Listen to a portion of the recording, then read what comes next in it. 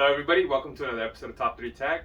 So previously I have owned a reference card, AMD, but I have never owned a Founders Editions card or never had one for personal use. But today that's all going to change because I have the GeForce RTX 3090 Ti. It is NVIDIA's strongest card as of now. It's probably the most power hungry too. It's heavy. It's going to do a lot of heavy lifting today. But I'm very excited to see the results that we get. We're going to do an unboxing as well. I have seen some aftermarket ones. Hopefully I'll be able to get my hands on those. But today, we're going to see what all the OEM is about.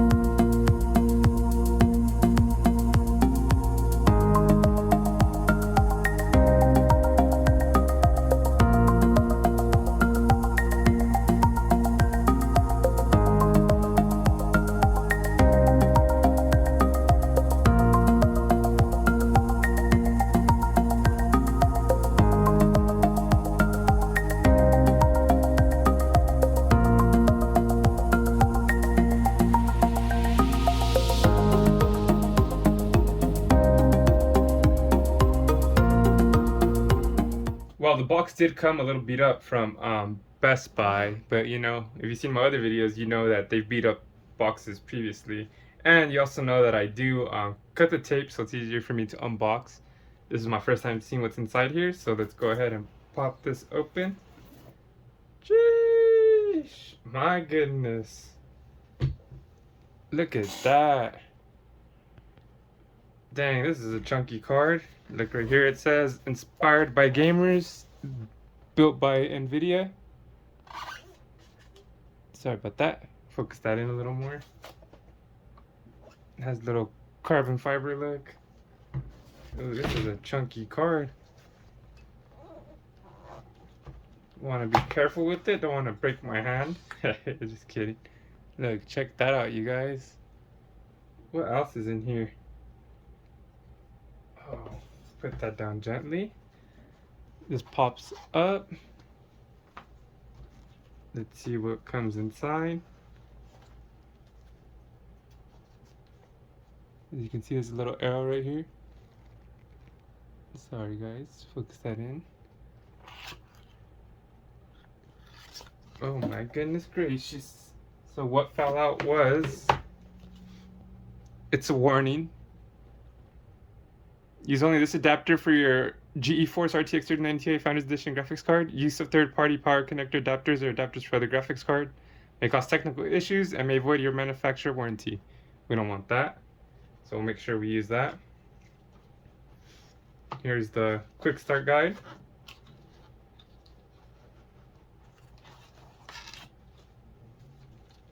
GeForce RTX 3090 Ti quick start guide. Sorry about that, guys. And then support guide, product warranty support. Dang, for being a quick start, it is a thick book now. Just telling you how to install it real quick. Not too bad. Tells you how to use SLI. And then of course, this is the most important thing. Since the OEM Founder Editions card, they have what is this? 4, 8, 12, the 12 pin connect to the side. You got to connect 24 pins to it. So we'll see how that looks. But let's do a close-up of the RTX 3090 Ti and we'll compare them to the other graphics cards after. The card is 313 millimeters in length. It does have a single style blower fan. Instead of a heat vent, it has a whole fan on the back blowing the hot air out. On the top left we have the SLI slot. In the middle we have the 16-pin socket, so you can go ahead and connect the dongle, which attaches to 24-pin PCIe wires, and the GeForce logo does light up.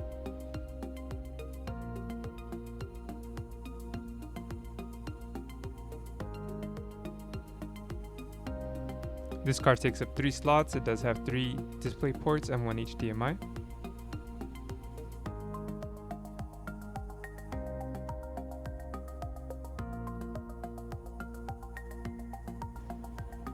So we will be comparing the Founders Edition 3090 Ti to a EVGA for the Win 3 Ultra 3070 Ti.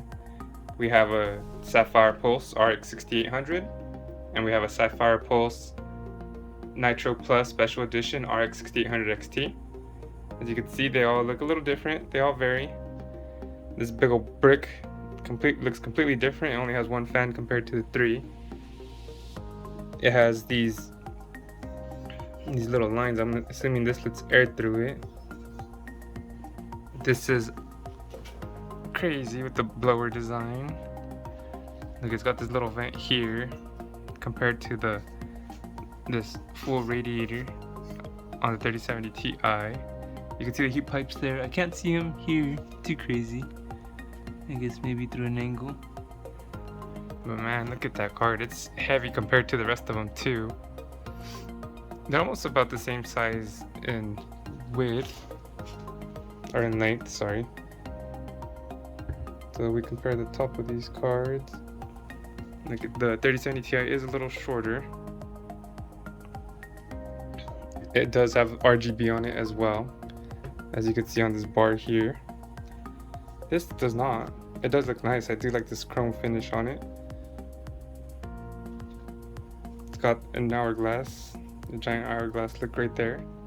I mean, the Sapphire Pulse doesn't really have any RGB either, but it does have a little design in the front. This is a huge fan compared to these 3 little ones.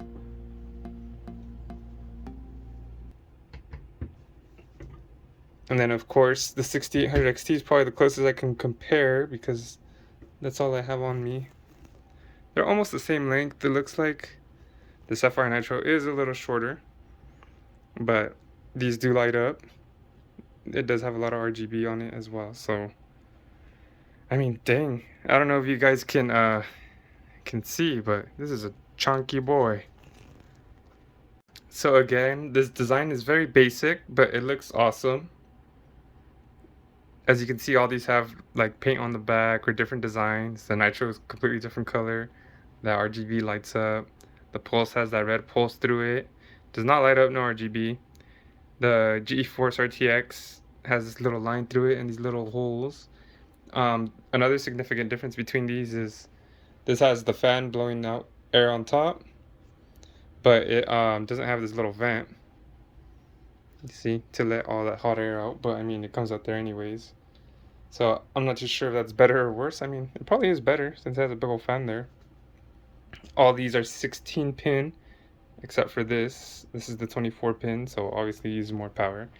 It is a 3090 Ti, but I don't know, sometimes simple looks elegant. It doesn't have to go overboard with any of these, but I do like the design of all these cards.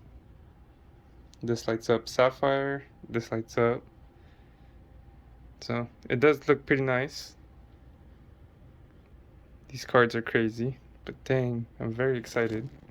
Sheesh! We all know looks aren't everything, and we are excited about performance. But first, let's go ahead and insert it into the PC so we can see how it looks like inside. So it does fit inside the case pretty good. I think the 6900 XT was more closer to this radiator, so it's not too bad. It matches the theme pretty well. The dongles do hide under my GPU bracket, so it's not too ugly. We're not gonna look in there. But let me go ahead and turn on the PC, and hopefully it doesn't blow up. I'm just kidding, guys. But let's go ahead and turn on the PC, how it looks like all lit up. I mean, look at that. Doesn't that look amazing? Sheesh! You know, I'm doing it a disservice. Since it has the white, let me go ahead and put it in my old setting. As we saw when we put on rainbow mode, it didn't change colors, but when I put it on static, it looks beautiful like that. But check this out. It did pop up in my aura sync, so and I have it on breathing, it goes with it too. Let's go! I thought that was pretty cool, and I thought it was pretty cool. It was found in my Aura Sync. I wasn't expecting that. But enough of the looks already. Let's go ahead and get to the benchmarks. I'm very excited to see what this thing does. As we head on to the benchmark section of the show, let me go ahead and introduce you to the Top3Tech PC specs. We do have an Asus X570 Tough Gaming Plus Wi-Fi motherboard. We have a Ryzen 7 5800X, which is running smart access memory on the AMD cards, because why not? The 32GB Corsair Vengeance 3200MHz is the RAM we are using today. And of course, we have the NVIDIA GeForce RTX 3090 Ti as our main GPU. It is running on a 1670MHz core clock. Its boost clock is 1860MHz. It is running on 24GB of GDDR6 memory, which is a whopping amount. It is on the Ampere architecture. The minimum recommended wattage for the PSU is 850, which is what I'm running today, so we're going to test that out. I was pleasantly surprised by the temps. I'm going to go ahead and let you look at them, and we're going to go ahead and start the benchmarks right after.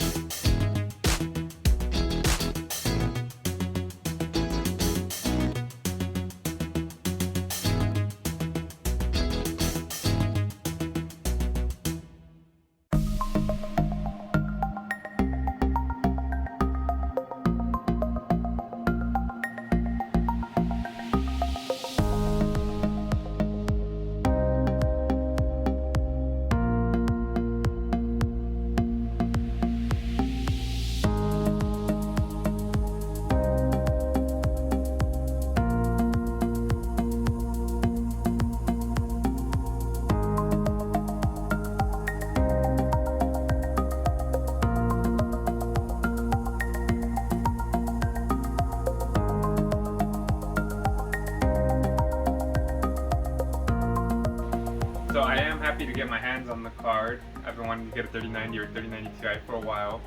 I didn't go over the rendering part too much. Maybe the MSI combustors you saw, and it blew the competition away on that part. But the only reason I didn't do it too much is because people already know that NVIDIA is better at rendering and editing videos and whatnot. So I kind of focus more on the gaming because that's kind of what the channel is more about. But surprisingly, it went toe-to-toe with the 6900 XT. The 6900 XT beat it out in some games. Those were kind of more AMD based games anyways.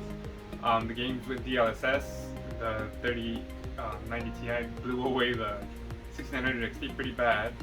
Without DLSS, it came pretty close. But on those games anyways, I probably wouldn't even turn on DLSS. Maybe not even with ray tracing on. This card is literally made so you can play without turning on DLSS with those features.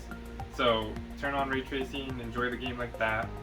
I know people like a high frames per second, but I wouldn't recommend it with I mean, you probably can't hit on too much games that the high threshold for it, so I would just turn on all the settings and enjoy the game for that they are. For competitive games, you know, you could go ahead and put higher frames. But I mean, the pros of this card, it doesn't get that hot. That's what surprised me the most. Far Cry 6 it said it hit 54, which is a little weird. But all the other ones, the top temperature that was hit was what, 69? And that's Shadow of the Tomb Raider. For some reason, Shadow of the Tomb Raider gets hot. But it looks like it kind of averages around 64 to 65. Let's just say 64 to 67 to be on the safe side. But that's not too bad. Especially like what, Cyberpunk was 67, 66. That's a pretty intensive game. Horizon 5 was 61. That game is pretty intensive as well. I was surprised by the time spy and the Firestrike score. I thought that would be a little bit better. Like I said earlier, the AMD videos are on Smart Access memory, so that might make a little difference as well. But I did turn on the DLSS on the games that did have it, so that kind of balances it out there. But do I recommend this card? I mean, why not? People that have the money to buy this card are going to buy it anyways. They're, you know, mostly content creators, stuff like that. People that just want the higher tier. If not, 3090 is an option. A lot of them are at the MSRP price, around 1500, 1550. I keep seeing the Tough Gaming for 1550. That's tempting, but I mean, if you don't want to spend that much money and you just want to game it, I would recommend a 6900 XT. I mean, it came pretty close in performance. Even the 6800 XT was pretty close to both of those cards. I don't know if that's because I might have been CPU bound at 1440p. At 4K, you've seen the big difference. But it depends on what you're going to game on. You have 4K TV, 4K monitor, and you have the money. Why not? This card will probably last you for a while, even though the 4090 might come out. I mean, you can't really future-proof yourself too crazy. But I love the aesthetics of the Founders Editions card. It looks awesome. I was surprised, like I said, I was surprised by the temps. That kind of blew me away. Any cons that I have with it is price. I mean, not everyone's gonna be able to afford this. Shoot, I can't afford this. It's too expensive for me. But it's a nice card. You have the money, go ahead and buy it. If not, I mean, the 3080 Ti is supposed to be close to a 3090. Supposedly that's gonna be discontinued, but those are going for around 1100 to 1300, I think. Maybe get one of those if you don't want to get the 6900 and you want to stick with NVIDIA. There's always the 3080 12GB as well, but I don't know. That's going down lower. But if you can afford it, get the card. If not, I'm sure you can find another better option. But I hope you guys enjoyed the video. Hopefully this helped you out. I don't know how many people are going to be looking for this. I mean, I could have said all the CUDA cores and all that, but honestly, everyone knows that it's good at ray tracing and it's better than 3090. But I hope you guys have a good day, and I'll catch you guys in the next video. Peace. Thank you for watching another video from Top 3 Entertainment. I hope you hit like and subscribe. Also, I'm going to have a recommended playlist, a recommended video right here, so make sure to click that as well. I appreciate you guys tuning in, whether it be to the Top 3 Tech, Top 3 Gaming, or the Why Not Me podcast. You guys are dope. I hope to see you guys in the next video. And of course, let's grow this thing together. Peace. Peace. Peace.